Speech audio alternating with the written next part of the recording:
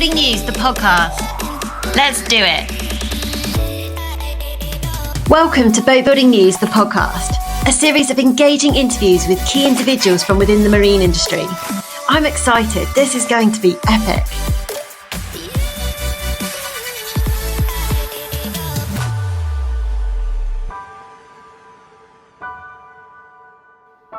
Hey, so I'm super excited to welcome Richard Selby, the CEO of British Superyacht, to the Boatbuilding News podcast. Welcome, Richard.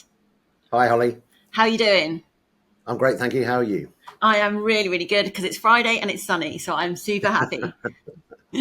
So, kick things off for us. Tell us a bit about yourself, your background, and what led you to found British Superyacht. Okay, well, I've always been connected with maritime in one way or another, whether it be the Royal Navy or other ways. In a previous role, I headed up a membership organisation within the sector, which I moved on from, but stayed within yachting, mainly specialising in aviation, so helicopters, that kind of thing. However, I was getting a lot of contact from people that I'd worked and supported with in the past to say that, can we look at creating something even better within the superyacht industry. So over a period of a couple of years, British Superyacht evolved, and we finally sort of went live, I suppose, last September. And it's just been growing from strength to strength. Awesome. So for those who aren't familiar, what is British Superyacht? What gap in the market were you sort of trying to fill when you launched it? Okay, so British Superyacht is a sector membership organisation for superyacht professionals and superyacht businesses. The main thrust is to bring together the quality and excellence of those businesses and individuals from around the British Isles. So that also includes the Isle of Man and the Channel Islands, Jersey, Guernsey, etc. And it's not so much about filling a gap in the market. It's about making sure that we can listen to what the sector wants and try and facilitate the support that they're looking for. Now, that could be anything from grant funding. It could be to learn how to export their products or their services. It could be looking at how to innovate their current technology, research, development. But more importantly, it's about networking and collaboration. Over the years, I've found that, for instance, a business may be short of a particular component to complete their project, and they end up going overseas to try and find something, not really knowing that half a mile around the corner, there was another business that probably manufactured that component. And we only generally find that out through recommendation, through research, but also through networking and collaboration. And so that's how it tends to work. We have a real life recent example, a bit of a David and Goliath scenario. And obviously I can't relay any names, but we have a massive global company that's now come into contact with one of our members who makes just the component that they want. And they are now ready for a product launch later in the year. That's super exciting. You must feel so proud to have facilitated that connection. It makes you humble, because what I do like to do is, wherever possible, encourage people to ask. We have a team of ambassadors that are specialists in their own sectors, so our members have access to them as well. But more importantly, when we've made that connection, I always ask for feedback, and it may be 6 months, 12 months down the line, but it's just important to understand whether that connection actually worked. And of course, if they want to move on from there and look at export or other support, then we can facilitate that as well. Awesome. So, I mean, you mentioned then it was launched in September, so it's just a baby. It's not even a year old, but it's grown rapidly in quite a short space of time. So walk us through those early days. What were some of the key challenges? The key challenges, like everything, when you've got a product or a service, is actually, getting the noise out there. But fortunately, the noise was probably there before I arrived, because a lot of people were saying, look, we want something to support us, and we want somebody to bring us all together. So that noise was really there. But nevertheless, it is a challenge, because you've got to create the platforms to support that. things like, a website, social media, and all of those have got to remain active. You've also got to try and work and understand what is the best methodology to encourage people to come and join you and subscribe, and to make things simple was really the key to the success. People can look at the criteria that's required. They can go to BritishSuperyacht.com. They can check that off. They can join instantly and join the party, for want of a better word. So beyond that point, it was then deciding, how do we create these networking platforms? And so that's where we concluded with the ambassadors that actually we will create the British Superyacht Soiree. And so that's a very, very simple, this is where we're going to be on the first Thursday of the month between 5 o'clock and 8 o'clock. Come and join us, have a beer, have a bit of food, network and collaborate. So those soirees have become very successful, and we do those in London, Southampton, Poole and Plymouth, only in one location, but on the first Thursday of the month. And they've proved very, very successful.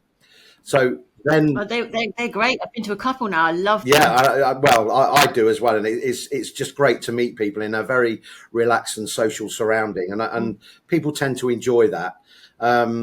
But also, it doesn't detract from the fact that we've got to create other supportive conferences and events. So we do have, we've already had some of those. Our British Superyacht Tech Talk was last October. There is another one this October on the 16th, but all of this will obviously be published. And we've got other events coming that will be specialist events for the niche parts of the sector, such as legal, insurance, finance, etc. And there'll be business support events. There are other things in the pipeline that I'm not at liberty to talk about at the moment, but very, very exciting times. But nevertheless, I think the whole ethos is just bringing people together. We will be doing that at Monaco. We'll be doing that at Fort Lauderdale as well. We had a great one in Palma earlier this year. And people are really enjoying it. We really are. Honestly, I've enjoyed so many of the events, and I'm looking forward to enjoying more of them. So, globally, the superyacht industry, it's notoriously competitive. So what makes British Superyacht in such a strong position? What sets it apart? Does it have a sort of a USP? I think it does. That USP is bringing together the quality and the excellence of those businesses around the British Isles, but also creating that noise beyond our shores. So we made the decision to widen that collaboration. So we are partnered with Superyacht Australia. We're partnered with US Superyacht. And more recently, we're now allied with the International Superyacht Society. So if we can widen that reach and support each other, then hopefully there's business for everyone. But I will always say this thing: don't join a membership organisation and think that they're going to roll out the carpet for you and make your business grow. You have to come to the party. It's about you. It's about your business, and you will get out of it what you put in. Oh my goodness. Do you know what? You're so right. Firstly, I love how many times you refer to it as a party. Love it. But you're absolutely right. And I say this a lot about social media, because that's my area of expertise is, your online community, which is, I suppose, similar to what you're discussing with, the network that British Superyacht provide. You've got to give. In fact, probably in the early days, you've got to give to that more than you take from it. You can't just, turn up on LinkedIn one day, for instance, but, using social media as an example. You can't turn up on LinkedIn one day and expect to get value if you've given no value. Do you know what I mean? If you've created no discussion, if you need to give to your community to get back, because, otherwise, who are you expecting to do all the giving? Do you know? Yeah, you may as well have your party in a phone box. But back to the parties again, Richard. Your party's on the brain. But yeah, you're absolutely right. It's hard work, but again, I have to mention once again our British Superyacht ambassadors, because that Mm. was a deliberate part of the creation of British Superyacht, to alleviate the pressure in terms of decision making from committees, boards, call it what you like. These are super yacht professionals that are well known in the industry. They're specialists in their own businesses, specialists in their own niche. And so collectively, when we're chatting together and talking about messaging, talking about events, talking about how we can, enhance the support of our members, then they are very much a part of this. So I'm not the sole decision maker. We're a Mm. collective of professionals, out there really looking to support others. And so, occasionally there might be an event, for instance, that I can't attend. I can't be everywhere. But when the ambassadors are there looking after the event, as they do so well, Mm. things just slip along smoothly, and we get some huge feedback. Yeah, I mean, it's just a collection of the best just coming together as one team, isn't it? It is great, and I love the fact you're promoting sort of British excellence. What's your opinion on British boat building at the moment? What trends are you noticing? Well, I think there are challenges, and clearly some of those challenges have come from decision making overseas. Like the US is a good example, Yeah. with tariffs, and the pressures that exerts on some of our member businesses whose market is in fact the US. Mm. Equally, on the other side of the water, when you start looking into the EU, again, there's been challenges over time with sanctions, and that in itself is tended to slow down the sector a little bit. There are projects going on out there, and I think overall they are increasing. But again, in order to get a piece of that pie and get involved with that supply chain, you've got to make noise. But the pressures are there. We're doing our best to work with other organisations. So with the US as an example, US Superyacht, we have great connections there, and we're working with them to try and facilitate the softening of any tariffs that may impact on our members. And we'll keep a constant watch on these kind of things. We work with Department of Business and Trade as well. We have some great support from those guys. And again, this is all about looking for their support in helping our members get into those markets, whether it be through a trade mission or just general knowledge. So, Mm. yeah, it's a precious environment at the moment, but I think everything in our world is cyclical. We will see, the downs, and we will see the ups as well. And I think that, you've obviously, the industry well, you've obviously been in the industry a long time. I think, people, saying what you're saying there, the support you say by saying actually it's cyclical, good times will come around, or, these challenges will subside, we'll have new challenges then. But I think having somebody that these members can turn to, yourself and the other ambassadors that are obviously experienced in the industry, the support that people may feel if they're not so experienced must be invaluable. Absolutely, and this is why we are creating business support events, Mm. along with the technical and the niche events, and also really where it serves a purpose at the soirees when the ambassadors are there. I've got a room of ambassadors that people can approach. Mm. And as you quite rightly say, some of them are, top players in their own specialism. Yeah. And they're more than happy to, guide and support and offer advice for members that, may be not quite that experienced. And so that's what we're there for. I mean, especially if you're attending these events and you're coming from a small business or even a one-man band, it's quite daunting, isn't it? If you've not got someone in almost like a mentor capacity to reassure you or give you knowledge that you've got gaps in, or just bounce ideas off. Absolutely right, and that's another area where we made a decision to be also able to encourage sole traders Yeah. to join British Superyacht. We didn't want people to think that this is an exclusive organisation for big business, because that couldn't be further from the truth. No. This is a much broader viewpoint, where we have got big business. We've got some very successful global businesses involved, but equally we've got some sole traders who actually also do very well. We've got some sole traders that are exploring the super yacht market because that's a market that they want to get involved in, and they've got the product or the service. And again, provided they come with their and meet our criteria, then they're welcome to join. And it is interestingly both ends of the scale that end up engaging in conversation for knowledge, guidance, and support. So it's not just about one person. Yeah, absolutely. So, I mean, quite often across social media, mainly LinkedIn, I see lots of announcements that British Superyacht have formed collaborations or partnerships. So how has that helped accelerate the growth? What's the thinking behind that strategy? So, for instance, collaboration with Superyacht Australia and US Superyacht that commenced last September. The International Superyacht Society was about a month ago.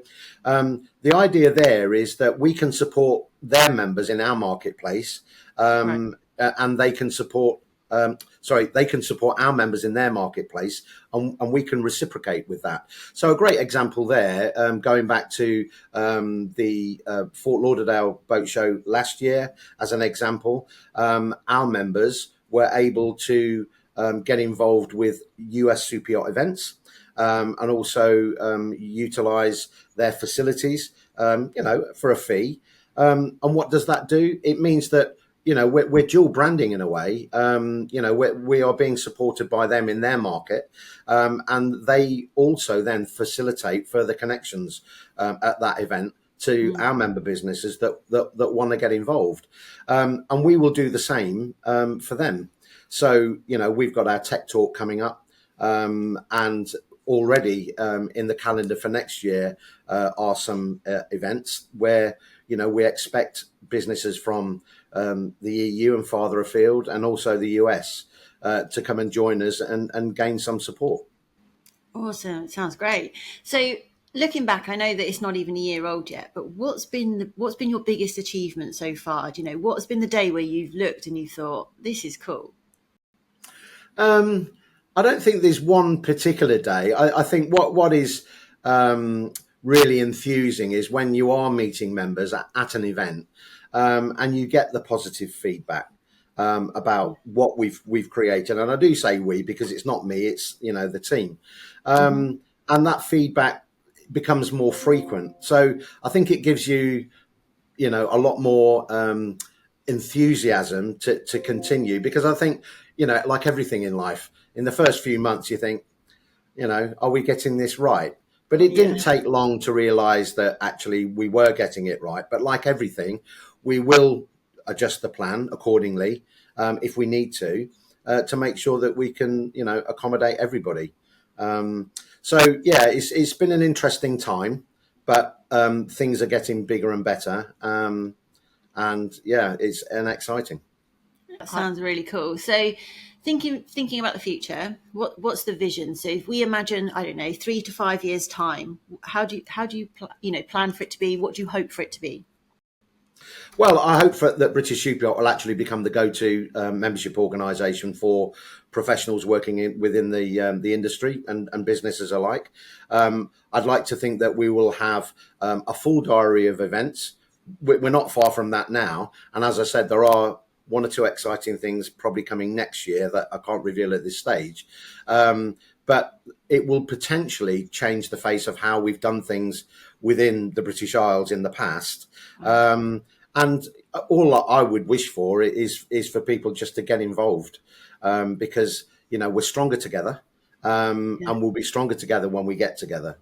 So onwards and upwards. I love that line, stronger together. Okay, so what's been the biggest challenge, or even the most unexpected challenge? That's something that you thought might have been easy, but actually has really challenged you in this time. I think I don't mind saying we started from scratch, and I mean scratch from scratch. So that's scratch financially, and it's scratch with all the things that we have actually got now. And whilst that was a challenge, it was a desire. because what I also wanted to do was to, in 5 years' time, as an example, to be able to stand there and say we started from scratch. And you know that we actually have, and I think that's been one of the most humbling things, is to see that support and people get involved. That's, you know, brought us way beyond that now. But yeah, that thought is still there from sort of day one. Well, you know, we've started with nothing, and whatever we get, we've it's been a, you know, a mutual sort of achievement with the team. Do you know what though? I relate to that so much. You know, I mean, I've got two different businesses that I'm involved in. One, I didn't start from scratch. You know, I lead the business, but I came in and it was already existing. And another one, Boatbuilding News. You know, I started from scratch, and it's two very different senses of achievement, isn't it? You know, the other, you know, the ones you start from scratch, you do have these moments of where you pause for a second and you think, oh, I created this, you know, and it's a different sense of pride, isn't it? It is, and you know, and you know, we spoke about, you know, our collaboration, which, you know, British Superyacht are delighted to have. So, you know, Boatbuilding News has its own page on our website, where people can go to and then access your podcasts and interviews and videos. And obviously, you know, I've paid a lot of attention to what you've created, and what is really good, that my takeaway from that is actually how enthusiastic your interviewees are. Yeah, They're very, very keen to tell their story.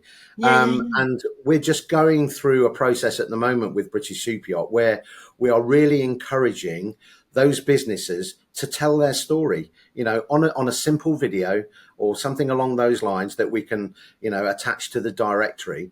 But also, you know, maybe give you a call and say, look, I'd like to do an interview, or I'd like you to help me with this product launch, or whatever it may be, because people are very much respecting the work that you've done. It's professional, it looks good, it's enjoyable to listen or watch. So, yeah, Boatbuilding News is a great success story. Don't you make me feel awkward, Richard. No, thank you. I mean, the thing is what's so interesting is that, you know, we talk about these businesses that we've got in you know, in British boatbuilding, but there's people behind these businesses, and that's the best bit for me, is that it's not always about the product. You know, they might create the most amazing product that solves the, you know, the solution to all these problems, but there's people behind it. And I think, you know, people buy from people, so, you know, giving people the platform to tell their story, so you can see that, you know, somebody's product, somebody's boat, or somebody's piece of clothing is great, that this is how they came to that point. And also for people that are in a startup position, that, you know, hear these stories and think they were once in a startup position. They didn't wake up one day and they had a multi-million-pound business. They were once right back at day one, you know. Yeah, absolutely. And you're absolutely right. Business is about relationships. Yeah. Um, and this is why the ethos really is focused around network and collaboration. So people can build those relationships. And it might not be about the business that they're in now. It might be something, you know, years down the line. I've seen that on many occasions where, you know, there's been slow burn stuff going on. And then all of a sudden, 2 years down the line, I get an email or a phone call to say, oh, by the way, actually, I'm working with company XYZ now.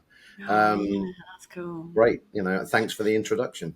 Well, and also what I think, and I promise that I don't think I'm biased in this, but we are the best industry, because the people in our industry, like, I feel like most of us aren't just going to work every day. Like, genuinely, we're passionate about what we do. You know, we're not doing this because it's our 9 to 5 and we need to pay the bills, which, you know, I mean, surely we all do, but, you know, we're doing it genuinely because we love it. You know, we love boats, we love boat building, we love, do you know what I mean? We love this marine industry, and that just what it excites me every day, you know.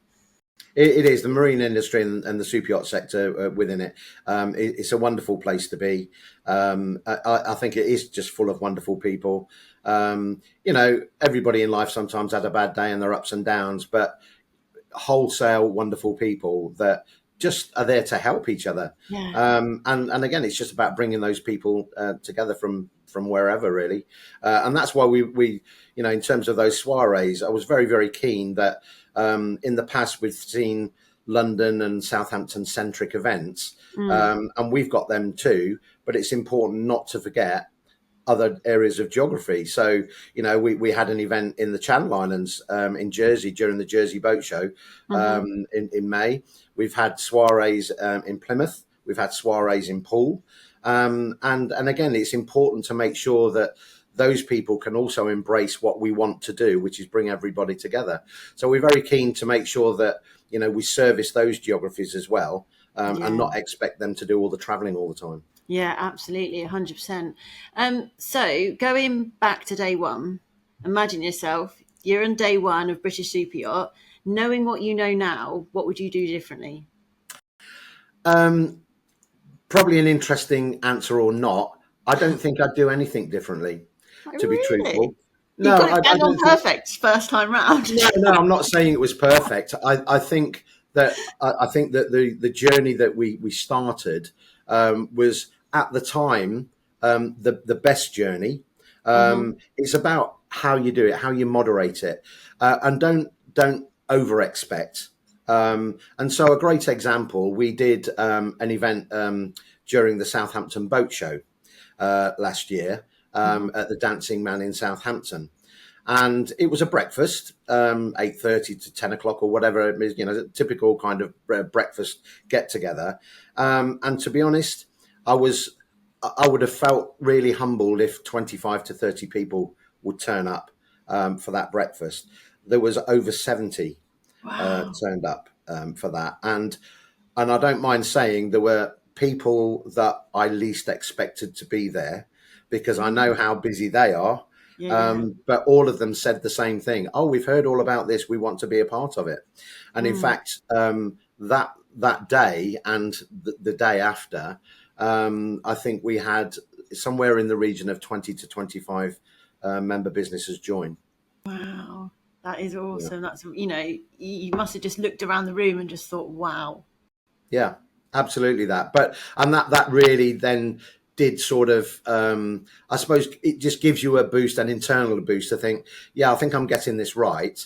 But again, I always look back to our ambassadors to make sure that we are on the right journey. And they are absolutely superb in, injecting ideas and other things, because obviously they're specialists within their own little niche.